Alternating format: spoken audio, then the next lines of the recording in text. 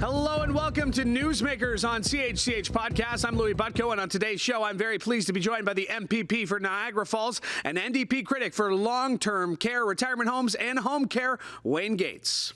A lifelong Niagara resident, Gates has represented the people of Niagara Falls as a city councillor and president of Unifor Local 199. He was uniquely elected in his riding covering Niagara Falls, Niagara-on-the-Lake, and Fort Erie twice within 6 months in 2014, first in a by-election and then again in the general election, and he's been re-elected in 2018 and again in 2022. Outside of his life in politics, Wayne and his wife Rita live in Niagara Falls and are the proud parents of 3 daughters and 5 grandchildren who all call Niagara home. And let's start there. Mr. Gates, thank you for doing this. I can go back to a snowy day in Fort Erie, driving on the QEW for what was going to be the worst kept secret in politics at the time, and that was you announcing your candidacy for the NDP. That was more than 10 years ago. How have you looked back on this past decade representing the people of Niagara Falls, Fort Erie, and Niagara-on-the-Lake? Well, it's been a real honor to represent Niagara Falls, Niagara-on-the-Lake, and Fort Erie, and I think we've accomplished a lot. We've got a lot more to accomplish. So I'm going to continue to try to make sure that voices of working class people are heard. I think in the province over the last 10 years, we, in particular in the last few years with COVID, we're in an affordability crisis, which is really tough on families and their children. And I'm going to continue to be a strong voice for all of Niagara. Now, you've said you're proud of your accomplishments that you've made. You've done this as, somebody who's not really in the sitting government, right? The Liberals beforehand, now with the Conservatives. You are the opposition, but how do you feel like you have contributed to what's been happening in Niagara Falls, being on the other side, not the ruling government of the day? Well, I think there's a few ways. One, I think I got outstanding staff. I think every day in the constituent office, we have people that have challenges, have needs, and we've been able to try to help them every day. So our goal in my office is to make sure that we get things done that are important to everyday Ontarians, everyday people that live in Niagara-on-the-Lake. And then if you take a look at one of the things that I've been able to do, whether I was president of my local union, whether I was campaign chair of the United Way, it didn't matter to me who I work with, didn't matter what party you belong to. I will work with the Conservative, the Greens, the Liberals, and Independent to say, listen, this is what we need to get done for Niagara. These are the reasons why we need to get it done. And some of those examples, I think, is our new hospital, which, by the way, was a big campaign issue in 2014. When we said we needed a new hospital, I called it the Niagara Falls Hospital. We needed a new hospital in Niagara Falls. And that same election, we talked about GO Train, even though the Conservative candidate at that particular time, who was Bart Mays, said no to GO. I knew that GO was a game changer for Niagara. I knew that we had to find a way to convince the government. And the way to do that is I worked with at that time, the municipality, I worked with the region, I worked with the province. And at that time, I was able to work with Premier Wynne and say, we need GO. We haven't got to where we need. And this is 10 years later. We do have some services into Niagara Falls, but we need two-way, all-day GO train all the way to Niagara Falls. I continue to talk about that almost on a daily basis. And saying, I don't know how much you drive that highway down to Niagara Falls on a Saturday and Sunday, it's taken 3 and 4 hours to come from Toronto to get to Niagara Falls. At a time when our environment certainly is a challenge right now you see all the storms we're having. So I'm going to continue to talk about getting two-way all day, all the way to Niagara Falls. The hospital, shovels are in the ground. It took 10 years. I don't understand why, when you commit the $25 million planning grant like they did in 2014, why are we taking 10 years to get shovels in the ground, and now it takes another 5 or 6 years to build that hospital that we need. We continue to fight to make sure to keep an urgent care center in Fort Erie. And again, I'm trying to work to away from party lines. I'm talking to Conservatives, the Liberals, the Greens. I'm talking to the mayor of Fort Erie, and everybody that lives in Crystal Beach and Ridgeway and Stevensville. They know they need the urgent care center in Fort Erie, so that's another big issue. So I think the key with me is it's not really important to me what party you belong to. I just want to do what's right for the residents of my riding, what's right for the residents of the entire province of Ontario. And what I found the best way to do that is work with all levels of government, including whatever the government is, the Liberals, the Conservatives, and hopefully maybe next election will be the NDP. So that might be nice too. We'll talk about that in a second. But as somebody who's got family in the Ridgeway Crystal Beach area, and as somebody who spends a lot of time out there, there is that thought in my head that, if something were to happen on the water or, even on land, right? The urgent care centers, this is something you fought for a lot. You've been out there, you've been vocal. How do we get those open, that we need them, 24/7? How can we continue to push for that? Because, that you mentioned the new hospital, it's going to be state of the art when it's built. It's going to take some time. How do we not go backwards when it comes to healthcare, especially Niagara-on-the-Lake, Fort Erie, Ridgeway, those smaller communities where a drive to the St. Catharines Hospital could be 45 minutes and could make the difference between life or death? Well, we've illustrated over and over again. We've worked with the Health Coalition. I can tell you that we have issues in healthcare. The issues that we have in healthcare aren't just in my riding. We have understaffing. We've had close to 1,000 ER and urgent care centers closed in the last year. So we know we got some challenges. But as far as the Fort Erie one goes, coming this Tuesday, there's going to be I think it's Tuesday, a council meeting in Fort Erie, and they're going to talk to that council about how important it is to keep our urgent care center open. So we have gone to Niagara Health. They've got a plan. We disagree with their plan. We believe when you got 40,000 residents living in Crystal Beach, Ridgeway, and Stevensville, we need to make sure we have an urgent care center open 24/7. I have constant contact with the mayor of Fort Erie, who is certainly on board. He understands that we need doctors. He understands we need to keep our urgent care center open, and we're going to continue to work with him.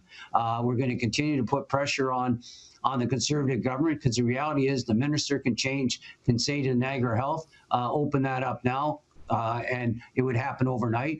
We're going to continue to do that. We do that through question period. We've asked number of questions on the urgent care. We do that through petitions, where we read out petitions, and we have a group, Save Our Hospital in Fort Erie, do an incredible job. They're getting people to sign the petition, and more people are understanding how important it is to have an urgent care center.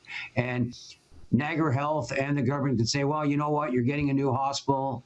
And I'm being clear, I'm glad we're getting a new hospital. I'm glad that they're using local tradespeople, that it's creating employment, good paying jobs here in Niagara. It's creating apprenticeships. But the reality is, while we get there, we can't allow this government to privatize their health care, and we can't allow them to shut down urgent care centers.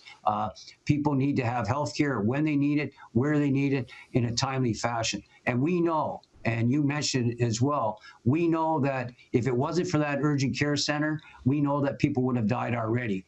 So we're going to continue to fight. And I firmly believe that with the mayor and with myself and with a number of other people, everybody in the community coming together, we'll win this battle at the end of the day.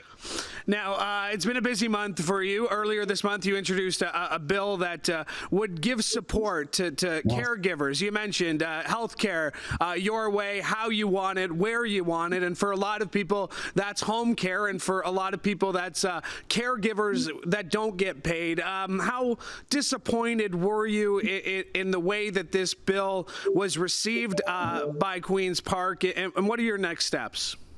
Well, I was disappointed that the Conservative government didn't support the motion, that's for sure. But what I was really happy about is the fact that we had a number of groups that supported our bill. Top of my head, the MS Society, we had a number of other groups that supported it, stood on stage with us. But the important part with those groups that stood with us was also the leader of the Green Party stood on stage with us during the press conference. The acting leader, sort of in the House, I guess, because I guess Crombie's the new leader, but the acting leader, because she doesn't have a seat in the House, John Fraser was on the platform with us and spoke about the bill and how important the motion is.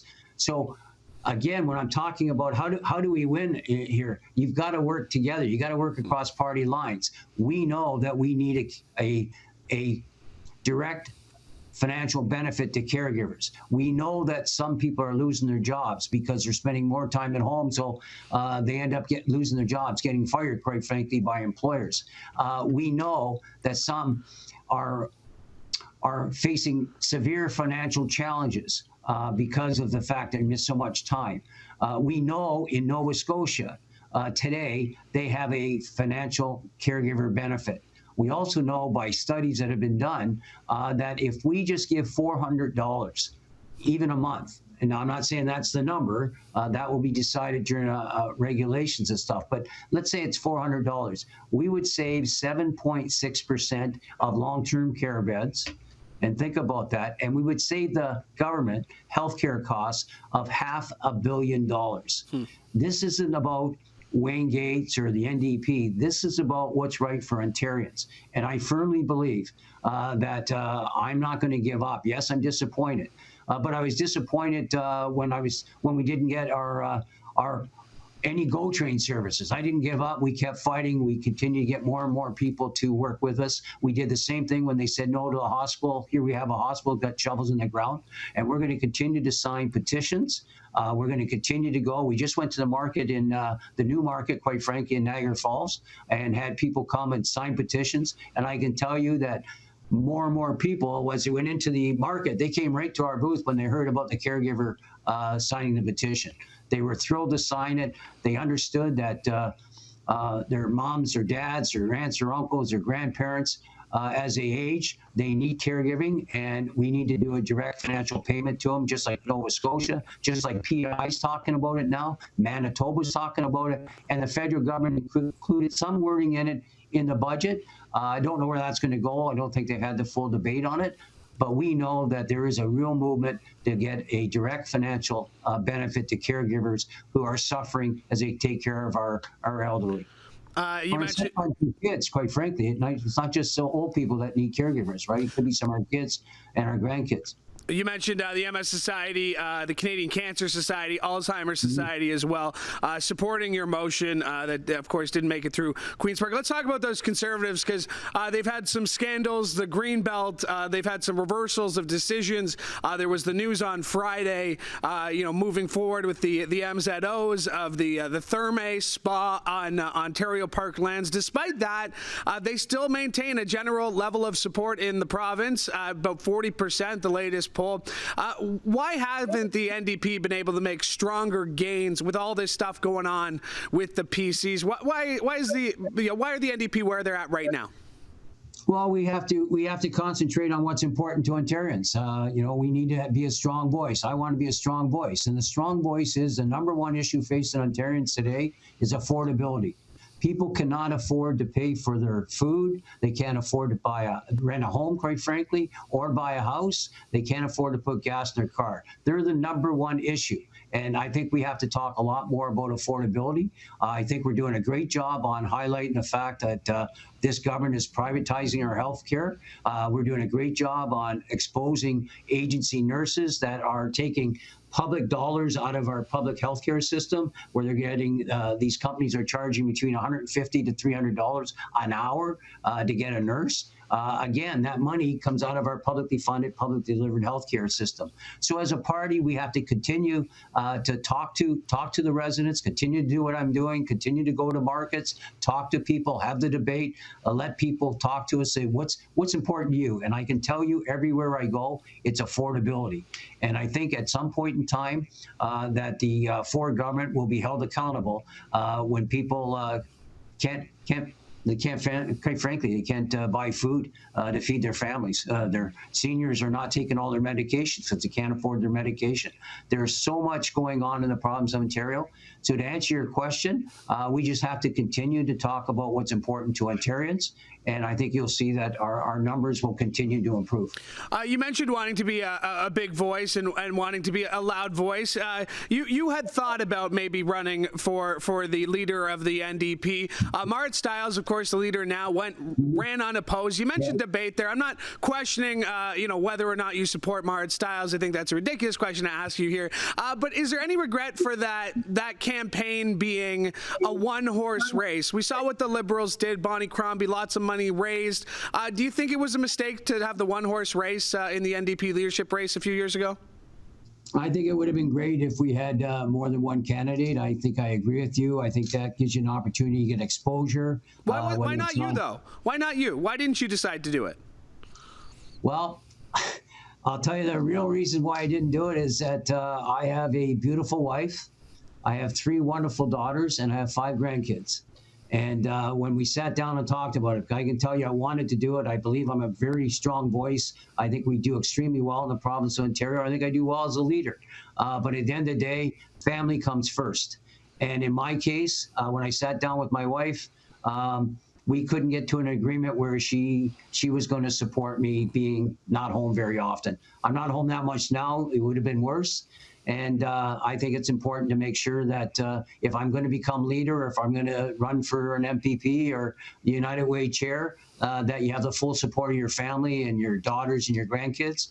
I just couldn't convince my family to allow me to do that. And I think at the end of the day, I made the right decision, because the most important thing to me is my family. I appreciate your honesty in that answer. Give me a reason to be optimistic. There's a lot of reasons to be pessimistic. You mentioned the affordability crisis, but MPP Gates, before we let you go, give me a reason to be optimistic right now. I'm running again, so I think that should be optimistic for my riding. I hope. I think going forward, we'll see interest rates come down shortly.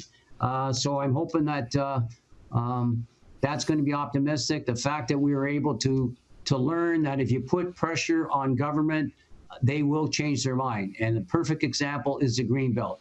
One of the biggest mistakes that this government would have ever made, and I say this about the Liberals, when they privatized hydro and Wynne got thrown out of office, the Greenbelt showed that if workers come together, if communities come together, and you take on the government, you can win. So I'm optimistic that we're going to continue to put public pressure on things like healthcare, things like affordability. I believe if we work together, whether they're a union, non-union, whether you're a Green Party or a Liberal or whatever you are, we should always be doing what's in the best interest of Ontarians. And I believe that at some point in time, Ford will fall in the polls, and he will take a look at, yes, we made the right decision. Let's make sure we're going to protect the Greenbelt. Let's make sure these MZOs aren't going to kind of go around the Greenbelt and destroy farmland. You know, today in Ontario, we're losing 319 acres of prime farmland every day. And I say all the time, what are we going to do when we can't feed ourselves? We should have learned from COVID. When COVID hit, we had no PPE. We had no way to protect ourselves because they were all coming from either the States or other countries. We weren't making it ourselves. What are you going to do if we continue to take up prime farmland and continue to eliminate prime farmland at 319 acres a day? What's this province going to do when we can't feed ourselves? And I believe that public pressure, talking to our farmers, talking to our communities, supporting the markets, buying local, going to independent grocery stores, they are some things that are happening, and that's positive. MPP Gates, I mentioned being there at the Fort Erie racetrack 10 years ago when you announced, and I'm sure I'll bump into you there maybe tomorrow or next Monday for the opening night at the Fort Erie racetrack. So I really appreciate you making the time today. Thank you very much. The track's open on Tuesday. And I set a record, quite frankly, that I like going to the track. I like betting a couple dollars on the races, but I bet 43 straight races without cashing a ticket. That's got to be a record. So I'm not great at, because everybody comes up to me, who are you taking in the third? Who do you like in this race? And I don't have the heart to tell them. I can't pick a horse. I just like to go and enjoy the sport, enjoy the outside, and support the jobs that are there. So it's kind of interesting, quite frankly. But I do appreciate giving the opportunity to come on the show. It's great. And thanks for the interview. Absolutely. Thank you to MPP Wayne Gates for joining me today. And thank you for being a part of the show. We could not do it without you. Make sure you like and subscribe to CHCH Podcast so you never miss an episode of this show or any of the other great shows we have for you, including Sportsline with Bubba O'Neill that you can catch every Monday to Friday. And yeah, subscribe wherever you find your favorite podcast, or you can go to chch.com/podcast. My thanks to Mike Corsten for directing today's show. And one more time, thank you for tuning in. From all of us here at CHCH, I'm Louie Butko. Have a great day.